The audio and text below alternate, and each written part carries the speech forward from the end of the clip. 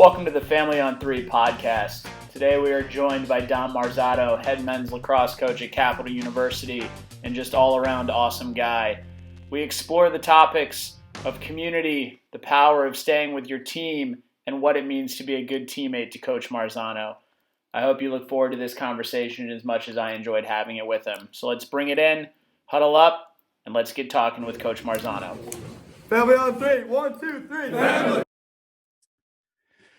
All right, Coach Marzano, as I referenced in the intro, these conversations that we're all having, but we've been having to kind of launch this podcast are centered around three areas that I think are the utmost importance in general, but especially now, which is the power of community, the role that authentic leadership plays in that, and then the impact of what I call just being a good teammate. And I'm pumped to dive into some of this with you today.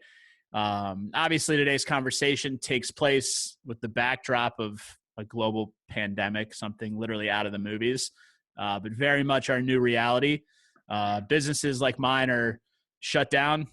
Schools like yours are shut down, and everyone's been isolated for the greater good. But for a lot of us in leadership roles, either as a parent, as we both are, as coaches, which we both are, teachers, this idea of having an impact by having no contact is completely foreign to us and goes against literally every fiber of who we are by nature. In our previous episode, we talked with Craig Jones, who's a counselor at the Wellington School, about the different stages that people are going through with this challenge. And it was eye-opening for me to look at this experience that way. And it helped me kind of reshape my perspective on how I viewed others and the importance of meeting people kind of where they are.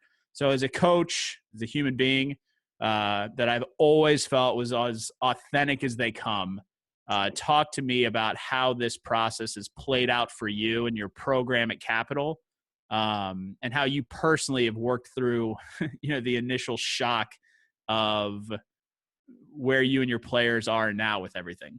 Yeah.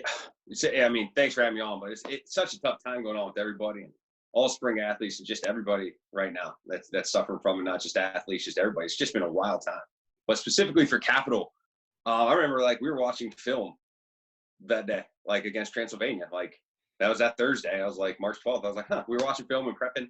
I had an idea when the Ivy Leagues went and then NESCAC went. I was that can't be good for everybody. And then when the NBA shut down, that Wednesday night, I was this is a big problem. So we went in from watching film one day to maybe, not total cancellation, to my boss going through the hallway going, everybody meet right now, 10 minutes before practice. Wow. And we went, 10 minutes before practice, I found out that we were not going to have a season. It's just even chokes me up a little bit just talking about it. So devastating to everybody. I mean, all the coaches are I understand why. But at that time too, the OAC presidents, they made a right call. And they were, we were already together at that point. So I only knew one thing. The only way I could handle that situation right there, our AD came out and told my guys right after they stretched on the field. And it was one of the hardest coaching moments of my life. And you could just see the defeat in everybody's eyes, but especially the seniors. It was just, it was tough. So all we could think of doing was playing. We went out there and we had our last practice and it was a blast. The seniors all teamed up, obviously put on the same team. They were playing different positions.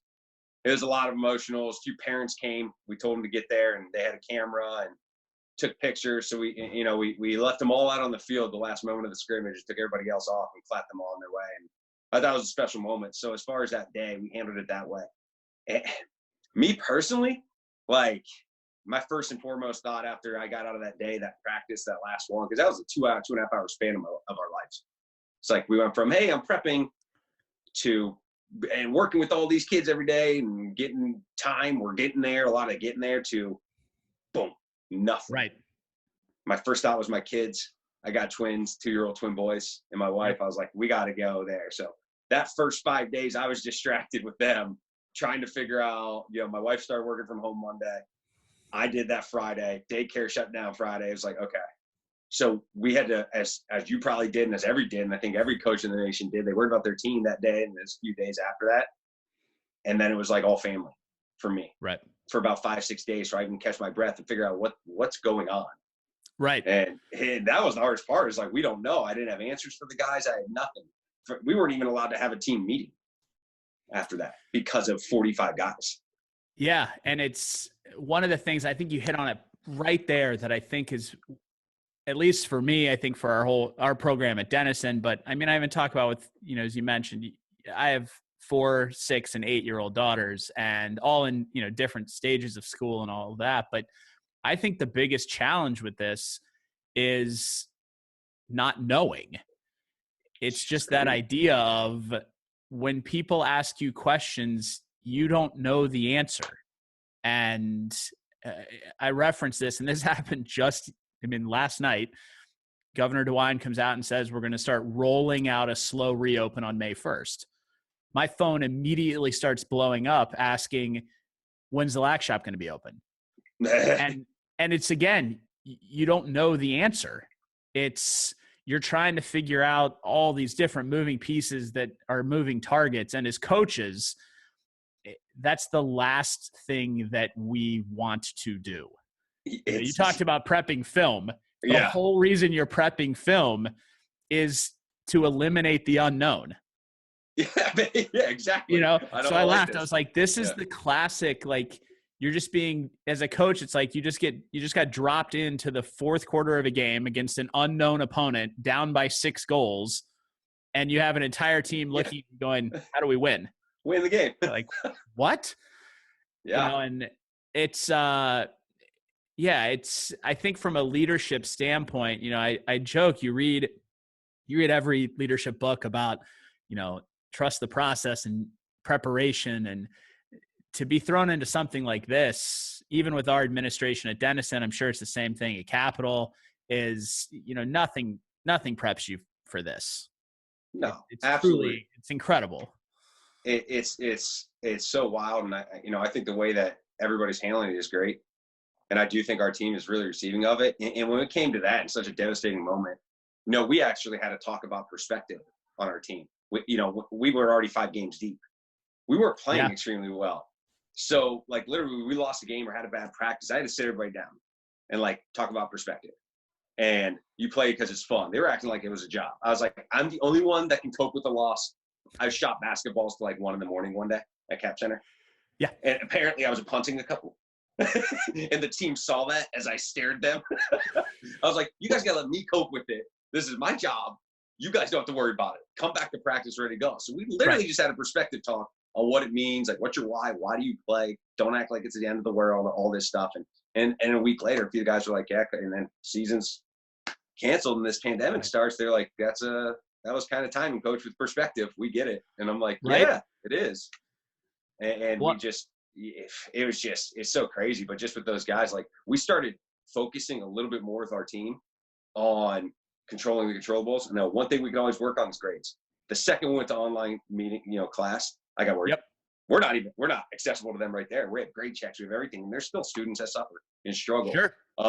Now we go to the online method. So I knew one thing we can do as coaches is make sure that all we're talking about right now, yes, it sucks we lost the season, take care of your family and your health. Let's talk about grades. We haven't spoke to them about the season or what's next or off-season workouts. We said that'll all come around. We just need to make sure you guys are getting your grades, finishing strong, and we'll worry about the next step.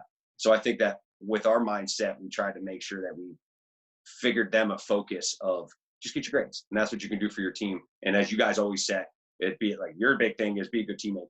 And that's how you be a good teammate right now, is get those grades. Absolutely. And I think it's one of those, I was just on a call last night with the seniors on our Denison squad, and you can just see, you can see each one of them handling this or being at a different stage of this, whatever you want to call it, in a different way. And it's such an interesting experience from the standpoint, when you look at it from a leadership standpoint or, the be a good teammate standpoint, is to see how people are processing this and to not pass judgment on how they're processing it. I think that's probably been the biggest thing that I've taken out of it. Even as a parent, a couple of days ago, I had the conversation with my oldest daughter. You could just tell that she was a little rattled, and it took a couple questions. But the main one just simply being, tell me what you're thinking. And it was just boom. Like you could see in 30 seconds exactly where she stood with all of this. And it was such a great reminder to me about just the importance of that, is simply asking, us as coaches with our players, but even our, I've been encouraging our players with each other to just shoot that text. It's like, hey man, how you doing? Because, this is so unique for all of us, but my hope is, and I'd love to get your thoughts on this, that like there is such a cool opportunity for us looking forward to use this as an awesome opportunity to teach and develop the guys that we're leading, but this is a whole new skill set that we can use. Absolutely. I think it's what this has done is like the Zoom, like us right now, Right. Talking right now. That's something we can actually use. And I think those guys actually are connecting like that. They know how to do an online course. I think it's just really positive for those guys. And they're finding, like you said, they can't be near each other. But also you have to realize one thing about my team, and I'm sure you guys are, what we suggested them to stay connected and sane is, have you ever heard this game, Clash of Clans? This stupid little app on their phones? They play this thing. I walked into a film session one day and my guys are circled around like 2 people and cheering. And it's like, I'm like, oh, cool. They're into something. They are cheering because somebody went to battle in Clash of Clans. And they're all in this group together. I don't know how it works, but my team plays it excessively. And that's how they're staying together. It's something stupid like a Clash of Clans now, or they're gaming, or all that stuff. Like they're literally talking to people with that. So they kind of knew how to do it right away. And now they just are doing it more often, more FaceTime because they can't see each other. So I think this is getting more creative on how to stay connected through the summer, or when they're not together. When they get back in touch, I think it'll be even better when we get back into a normal setting, hopefully sometime in the near future, to where they can actually, they took for granted seeing each other. We all did. And then when you can't, it's a little different. Absolutely. But I think we've learned a lot, and I think the guys will adjust and adapt and be happy when we get back. Yeah, I think the learning just how much you miss something when it's taken away. And for all the conversations I've had with people in the lacrosse world, I bet 10% of it involves X's and O's, and 90% of it involves just, I was telling our guys, just being on the field, being with a group of people. And like I said, I think one of the hardest things for people through this, like us, like our student athletes, any student or teacher, business owner, is you're in the people business. And the best thing you can do right now is not be with people. And, the challenge of that, I think, is definitely undervalued. But, going with that is this idea of, as we said, like the unknown, I think is so hard. And not simply because this unknown is a virus, but again, like we said, the information that we needed to make a plan, we don't have. As a coach, obviously, you're in a unique position leading a group of people, but then also being led by a group of people with your administration. Talk a little bit about your thoughts on like how you're approaching these coming weeks and months, and maybe even how, those that are leading you are approaching it as we try to prepare within the unknown. That one step at a time. We always get a new update from our athletic director, and he's been extremely helpful. Like, he's very open. Everything's transparent. They get something from the provost. Capital's done a great job emailing us updates every day. Q&As on Zoom and everything. They've kept us really extremely up to date on everything, which is really helpful. But as far as my mindset and what it has almost looked like them, there's a lot of, like you said, uncertainty. There's a lot of unknown. And when it's a health order like this, and you have to stay around, it's for the public good.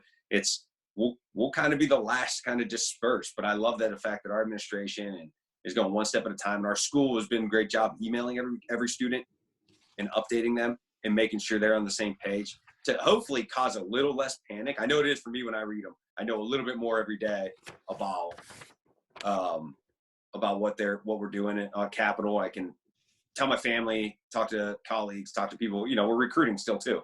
I can finally be like, okay, like, how do we do this? Oh, admissions. They figured out, a few things too. So it's like our job is one step at a time, and hopefully it gets cleared up. But like you said, the unknown, it's like we worry about that week, next week, and you just got to go one day at a time until there's some sort of back to normalcy efforts that we get directed from our athletic directors and our presidents.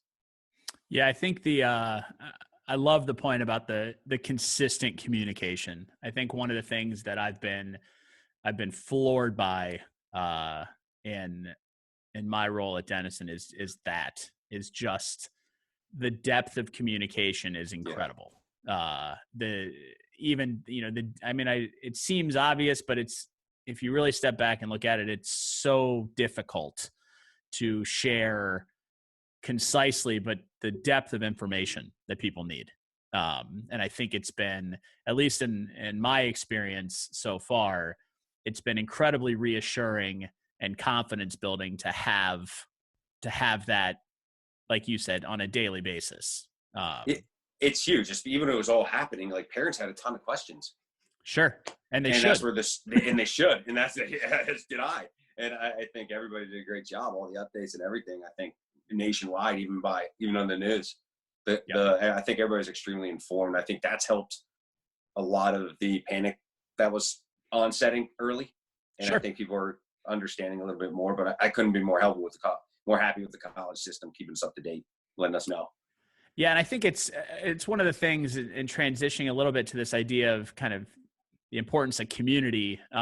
We're both privileged to work in a space where we're a part of a college community and a small college community. And I think that's, so different than an Ohio State or any big state school, a Capital or a Denison. Our community is really built on relationships and people, not that they don't care at the bigger schools, but it's a different kind of thing. And I think that power of community is a huge thing moving forward. I say that as someone who lives here in the village of Granville, which is an incredibly tight-knit community. And it's been inspiring just to see how it's come together. But one thing, for anybody listening to this who isn't directly in the lacrosse community, I think one thing you always hear about the lacrosse community is the power of that network and of those people, and how it's just kind of a unique brotherhood or sisterhood across ages, geography. It doesn't matter. The sport is connected in such a unique way. And with that, I've seen it from my work with the shop, with Denison, but how do you see the lacrosse community as a whole kind of working through this and being of support? And what are some ways that we as a lacrosse community could be of support in helping folks process kind of the loss of this season? We miss lacrosse. Yes, the relationships and all that, but what brought everybody together is lacrosse. We will play lacrosse. It will happen at some time, whenever they let it happen. And I think that goes for every sport that got canceled, every summer circuit of any sport. You're going to find your sports whenever it gets back. But in the meantime, I think as a lacrosse community, I think a lot of people are doing it. I think social media has become even more fun lately with everybody being home. And like you can see a lot of the high school programs really picking up, the local communities picking up their Twitter games and doing these challenges school to school. And I think it's really healthy. And I think that's a really cool thing that the coaches are utilizing for their programs to keep them connected. Every kid's got social media, or at least most of them. Like one of my buddies who I worked with at PLL, Kevin, he sent me something. He coaches in Connecticut. They made up a contest. And I sent it out. He was like, get some Ohio coaches in on it for a high school competition. It's like quarters. It's got all these rules, top 20 people. It's a wall ball competition. So it's awesome. So I think the lacrosse community is doing exactly what they have. They want to get people focused, back on the game that they love at home with Trick Shot Challenge the other day. I wish we could space them out. I don't know how many great ideas we're gonna have left. I wish it was like awesome ideas. Bam, bam, bam, bam. Let's space them out, people. Let's have some fun. We get real jazzed. Trust me, as a guy that's starting a podcast, I'm the same way. I'm like, let's do 47 episodes a day. My wife's like, I'm pretty sure you want this to last longer than April. Right. I'm with you. Yeah, okay, that's fair. I'm chasing toddlers. By the time I realize I got tagged with something, it's 3 days ago. I got like 4 challenges. Right? I can't. Here's my money. I'll donate instead.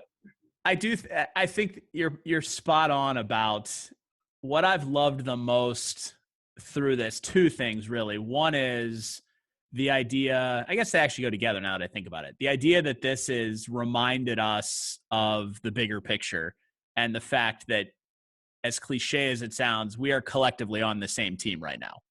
And it doesn't matter the rivalry. It doesn't matter, around here, I've watched on Twitter, there's a like stick trick competition going on between New Trier High School and Chicago's girls team and Upper Arlington's girls team here. And I mean, they've played some heated games over the last couple of years, and they're both top teams here in the Midwest and, nationally ranked. And it's been a cool thing, just as such a subtle reminder that, like, yes, for those, whatever it is, 45 minutes to an hour on a field, we're going at it.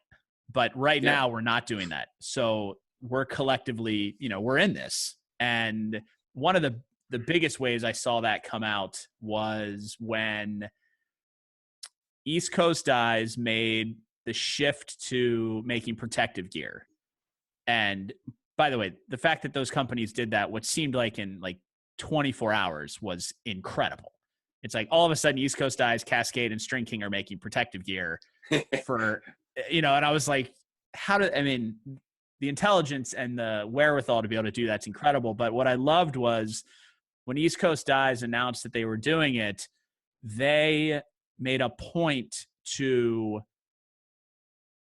call out the fact that folks like String King and Cascade were doing it. And I mean, they're competitors in every way, shape, and form. And it just reminded me that even to those businesses, this is bigger than that. So with that being said, talking about the community of lacrosse and all these ways that people have been coming together to be, in support of each other and cheerleaders for each other. One of the things about your career that I love as I've gotten to know you more is that your resume and the diversity of experiences that you bring to the table for your program at Capital, as well as this greater lacrosse community as a whole, is awesome and definitely unique. You're an Ohio guy like me. You've started college programs. You've volunteered countless hours at the youth level. You've won conference titles. You've coached in the first PLL championship game last summer. You have quite literally seen the full spectrum of lacrosse. First, when you look back on that path that you've traveled thus far, what would you say is the one quality that has gotten you to where you are? And when you look at young coaches in the game, as I said, raw and energetic, what is the one thing that you would say to them based on your experience to help get them through the early grind that we have all lived in this profession? Well, yeah, I guess, man, what would I say to a young coach? So first of all, when you read it back, that's pretty cool. I've never had to leave Columbus. I've just been given all these opportunities. And if anybody knows me well, I think Columbus is the greatest American city there is. I try not to leave it as much as possible. But lacrosse and all my opportunities take me away for weekends, like the PLL or the MLL. And so I'm happy to just always be at my hometown. And I'm a Ohio lacrosse product, so I care about it. So part of what I would tell a young coach when I started Hilliard Bradley's program. My big break was JV, Hilliard Davidson, JV assistant coach in 2007. Anthony Kelly hired me. He was the head coach at Davidson. And that was my big break, man. I was like, slinging on goalies. I'm going to make everybody an All-American. And you get humbled quickly. When you start losing and you're at it, as I Hilliard Davidson JV, I thought I was champion already. So you get humbled. But I think what that taught me is, and what I tell young coaches is coach everything. Like you said, I coach everywhere from youth and pro. I love giving back to the game. It did a lot for me, and I found it late. I found it as a sophomore in high school. And that's, to me, I was like, no, I don't want that to happen to anybody. I think it's a good time to be fifth, sixth grade. Let's get sticks in hands. So I think that, and I've always worked with you for like 10 years now, before I passed Croston College. You were there. I wasn't. I was like Hilliard Bradley head coach. You're Those were back in my young days. That's what I'm saying, man. At Lax Academy, it was like that path has been crazy. But I tell the young coaches, do that. Coach. You coach everything and anything you can. If you don't love coaching, you shouldn't be a coach. If you're just going into it to win a national championship, don't coach, because that takes a ton of time. And that's like luck. There's so much that goes into it. we were in the PLL championship. There's so much that went our way and didn't go our way. It's like, it takes a lot to win. So like, don't forget why you coach. My why has always been, I was a teacher by trade. Before this, I taught English as a second language for 4 years before I got into college coaching when I was in the high school circuits. My big thing for them is just coach everything and anything you possibly can. And that's where I did youth. Like, I mean, for 4 summers of starting college, I mean, anybody asked me to do anything, it was a yes. I didn't care. Yep. My wife looked at me about 2 years into college coaching and said, quit doing stuff for free. I was like, you're right. She goes, other people are getting paid. I was like, they are? Yeah, so like, I had that. I've had that conversation. Yeah, I was like, she's like, get paid. I'm like, all right. So I'd be like, what's your price? Like Priceline.com. Give me whatever you want. Right. So it was just fun for me to meet people. I just love the game. I love coaching. I mean, I coach soccer, if you didn't know this. I coached 7th grade girls B team soccer. 7th grade girls B team. You know what that's like? We were 5-0. It's my best record. I'm thankful that I don't know what that's like. girls in blue jeans for getting shin guards. I was like, do whatever you want. No, I'm kidding. We won 5-0. And then I went to high school varsity. I was a first base coach for baseball. 2012 when I was recruiting for Wilmington, and I coached basketball for 4 years. See, and this is perfect. And I told you that there was going to be an opportunity for a follow-up question to this because I knew that question was going to lead down this awesome path. So in the last 30 seconds, you have mentioned 7th grade B team soccer. You have mentioned first base coach. You have mentioned PLL championship game. Everything in between. Oh, yeah. So now I'm going to have 2 questions to this. Okay. What's the one word? I'm going to hold you to one word that you would use. That's impossible for me. I know. What is one word that you would describe as the trait that has allowed you to enjoy that spectrum of coaching? One word? What do I enjoy the most about that? Like what trait do I have that makes me like that? And you have to say something super positive about yourself, which I know is not your cup of tea either. I would say the one trait I have to get me through all that and the losses and everything is persistence. I'm just really persistent. I want to grow the game.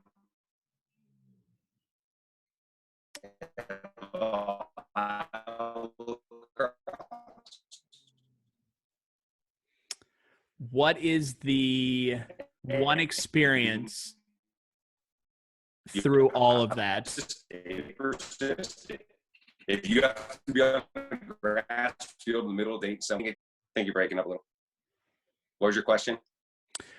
What's the one experience through that was the most, like, when was a moment, that's a better way to put it, when was a moment that you were like, I don't know if this is my thing? I don't know if, and we're going to stay in college coaching because every college coach early on has that moment. Oh, you want a down moment? I know exactly when my moment was. I was recruiting at Gate Cup. There was a storm that came through, so the event got pushed late. So I wasn't going to be able to get in my car and drive. I don't even know where I was supposed to be going.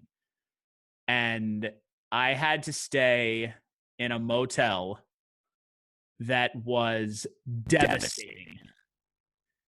And that was the moment when I was like, what am I doing? Like, this is, God. I was like, no. So for the young coaches out there, and I say young coaches, even, young leaders, young professionals, like for you, what was the moment that tried you? I have several, but I would say if you talk about like, okay, bad hotels room, when I was one time at Wilmington, we didn't have the budget. I had some buddies on the club circuit. I bunked up. I slept on a floor up at Traverse City, Michigan with the club team. There's 4 dudes in there. I was like, but I got over that. I didn't know other teams. I didn't know other coaches were going out in like hotels. I was like, whatever, I'm hanging out with my friends. I was like, I didn't know you had that. So I was brand new, man. I did not care. I was going to make every end meet that I could. I was like couch surfing on recruiting and stuff. But I think one of my low moments was on the field. I just started Wilmington College's program. Love that spot. Love those guys on my team there. Starting a program is extremely difficult. And our first Sure. season, 2013, there was one point that we played Walsh, who was a first year team, D2. And that was it wasn't just eye opening. It was just it was humbling. It was like, we're going to have to work a lot. I was going to have to work a lot harder and figure it out quickly. It was first year stall warning came out, and we couldn't get the ball back. Right. And Walsh started getting the stall, rolling it back to us for a whole half. I appreciate Coach for that. At the time, I was like, oh my gosh. It was 20 degrees. Yeah. It was like sideways sleep, snow hit me in the face. I was like, is this game going to go 4 quarters? Because I need it to end. I was like, I got to reevaluate. That was one of those moments. It humbled me. I got back. I drove an hour every day to Wilmington from my house. So I got home and I was just thought about it. And honestly, at that moment, I changed the way I did things. It takes a moment to kind of kick you in the nuts. And that's all right. Understand. Don't worry about it. It takes a moment, man. It kicked me right in the teeth, apparently. And you just learn, and you keep digging. There's no point to quit. It's just going to get worse. Just in bad games. When I told my guys when we were getting blown out because we were a first year team, we didn't have numbers. We had freshmen. I was like, it's going to get worse until you make it better. You can work less and make it worse, or work harder and make it better. And that's kind of just been my motto and my attitude. I love it. I love the word that you're using though, describing like it's those humbling moments. I think we need those. And in some cases, we're all getting that right now. That hard reset moment that you just recognize, okay, something's got to change. I love that. And I think that, and as you talked about, and kind of the last question I always ask people is the idea of being a good teammate. But one of the things, every team I've ever been on, every team I've ever coached that was successful had a group of guys. I won't say the whole team because that's unrealistic, but had a group of guys that understood the overall value of being humble. And you have a chance to be really good when your best players are the most humble. So leading to that, the same question I ask everybody. So I'm a huge believer in living the life by the mantra of being a good teammate. I think that it applies to literally everything that we do in sports and life. And whether I'm talking to my 3 daughters about, what that means and how our family is the ultimate team, and how we're currently, as I say, on Team Ohio as we compete against COVID-19, or our lacrosse kids at Denison, and how they need to be not only good teammates to each other, but on campus in the greater Granville community. When I start this sentence, how do you finish the sentence? To be a good teammate is to care. You have to care. I think you have to authentically care about your teammates. You don't have to be their best friend. We have 45 players. I don't expect you to have 44 best friends. I don't expect that. But to be a great teammate, like a job setting, when you get all that stuff, you have to care. You have to care about the people, like legitimately, not care about the goal of winning or whatever your team goal is or whatever company you work for, but it's about caring about the people around you and caring that you're caring about your role to get to that goal. So for our guys, they each have their role. They have to care about their role. And the best way to do that is to actually care and give a crap about everybody else around you that's helping you get there. I love it. I love that question because there's no right answer. As I've said, there are answers that are more right than others. But I do think that I think when you ask it of someone, I think it lends perspective on who they are as a teammate and a leader. And it doesn't surprise me that that's the word that you would use, knowing you. I think that one of the things that I've always appreciated is the idea that there's caring and humble are 2 words I would use to describe you. But I think that having, run a small lacrosse business in Central Ohio, I've had a chance to meet your players quite a bit and coming in and out of the shop. And they're guys that get it. And I think that, no different than I'm a firm believer in how my children behave are a reflection of how I parent. I think that players are a direct reflection of how they're coached. Thanks. Thank you. So I love the answer. I think it's spot on. I think, again, it transcends lacrosse or sport, or, it's a life thing. And I love the fact that's the way that you would finish that sentence. It's awesome. Thanks. But thanks. I think that about my team too. So thank you for those words. I mean, obviously I joke that, I've been thanking people for their time, and then I laugh. I'm like, that's really all we have right now. Yeah. But, you need some more. but I do want to say thank you. Truly, thank you for hopping on. This is, I joked selfishly, this is a labor of love for me, because it gives me the opportunity to talk with people that I really like about a topic that I love. And it's, while I'd love to be doing this in person over a beverage or two, Zoom's the next best way. This works. So, this works. Yeah, no, man, this keep works. it up. Keep up the good work, man. I love the idea. So thank you again for taking the time, for the insights. I've loved it, and hopefully those folks that listen can pull a couple nuggets out. But I know that they'll all understand, why your guys love playing for you at Capital, and why Capital Lacrosse has definitely been on the rise. So thank you, man. I appreciate it. Thanks, Coach. I appreciate it. Stay safe. Keep those kids safe. Stay sane. Disney Plus app all the way. I'm telling you. Already there. Thanks, man. Appreciate it. Talk to you later, man. Later.